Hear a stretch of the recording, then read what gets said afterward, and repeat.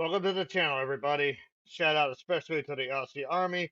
This is Custom Creator. I am Honorary Aussie OGL Schmitt, and it is still Aussie Appreciation Month here on the channel. And believe me, guys, the best is yet to come. The band Icehouse has been suggested a few times in the comments. Most recently, I think, by our amazing supporter Dave and Oz. Dave is single-handedly keeping the Discord afloat. If you guys want to join, there's a link in the channel description. But I'm actually familiar with Icehouse. The Man of Colors album. I'm trying not to get it reflected. But yeah, songs like Electric Blue and Crazy were staples on shows like Friday Night Videos. But this is before all that. This came out in 1982, which means I was 8. This is Great Southern Land from the Primitive Man album. I think this song is, I think it ranked number 4 on a list of most Australian songs ever. So let me bring up some information on it here. Excuse me. Alright, so it peaked at number 5 on the Australian singles chart. It was in the 1988 film Young Einstein, featuring a guy named Yahoo Serious. I remember the trailers for that. Once again, I was taking an interesting aspect of Aussie culture when I didn't even realize it. At the 1982 Countdown Music Awards, the song was nominated for the Best Australian Single. On September 2011, it re-entered the Australian Singles Chart at number 66. Let's see, in 1999, Iva Davies, who is the singer-songwriter for the band, actually used this to create a song called Ghost of Time, which was performed in the forecourt of the Sydney Opera House. Basically, he was commissioned to create a musical score to ring in the new millennium, which is very cool, and the song was the basis for that. The song was selected for inclusion on the Australian National Film and Sound Archive's The Sounds of Australia list. The song is used as the walkout song for the Australian cricket team for their home matches during the summer. And Qantas, which is Australia's largest airline, I believe, actually had some of their aircraft named by suggestions from the public. And the name Great Southern Land was chosen for the first aircraft out of 45,000 suggestions. So this is a song that has got some serious Aussie pedigree to it. So much I've had to spend 3 minutes talking about it. So enough of that. I've always enjoyed Icehouse's music, and this is a song that has passed me by. So I may have to go back and check out some of their pre-MTV stuff. But yeah, this is Great Southern Land, guys. Let's dig into it. Hi, this is Ive from Icehouse. Thank you very much for voting for the favourite video. The winner is Great Southern Land.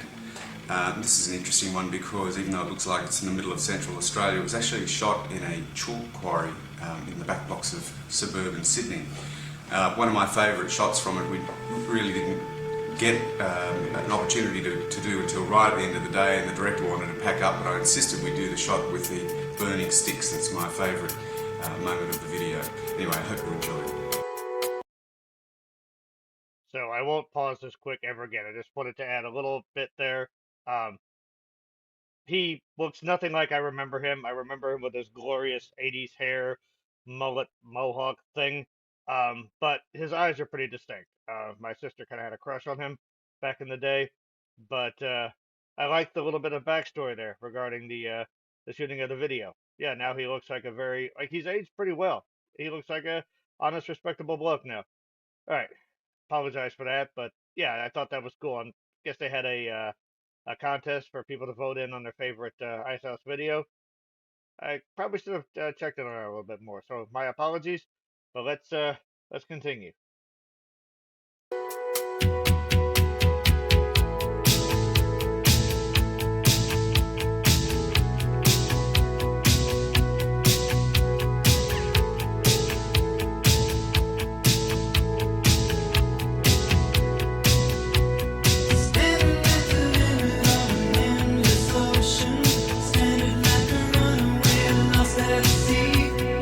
City on a rainy day down in the hall.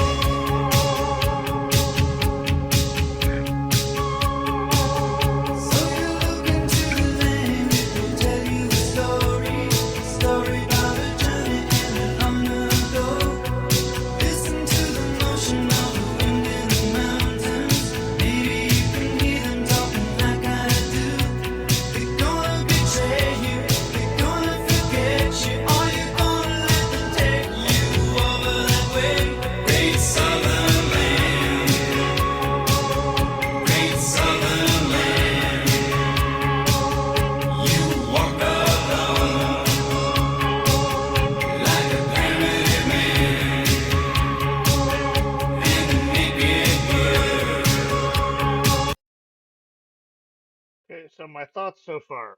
First of all, anytime you open up your video with shots of a monitor lizard, I'm down. Always love monitors. You guys call them goannas, right? Not an Oz. Yeah, I think Australia is home to like 25 different species of them. Just Komodo dragon is, of course, the one most people remember, but yeah, there's all kinds of species, and they're all pretty badass lizards. Anyway, musically, uh, this just has an interesting feel. The 80s is strong with it. Big 80s vibes here. There's a relentlessness to the groove without it being really aggressive. So it almost kind of feels like the march of time. It's um, it's not something necessarily going to sweep you away, but it's going to move along regardless of what you do. Um, there's a feeling of melancholy as well. Um, and Iva's voice, his voice is always. I thought he had a. Oh, let's try this again. I've always thought Iva had a very pleasant sound to his voice. Seems to sit pretty high. It's got a lot of cut. Uh, whilst can still feel very ethereal. The choruses, it almost feels like a voice that's carried on the wind. It's haunting. Um, when he gets to the chorus, when he sings "Great Southern Land," uh, he brings in a lot of twang on that A, um, just seemingly to strengthen the sound, like you're planting your feet in the ground, uh, sort of paying tribute, I guess, to the land he's talking about. Yeah, it has a very thoughtful vibe to it. So I sort of like how it's got the sort of lightly distorted guitars chugging along, and those really nice keyboards in the back that add like all this atmosphere. So I'm going to back it up a little bit, and then we're going to continue our little journey through this great southern land.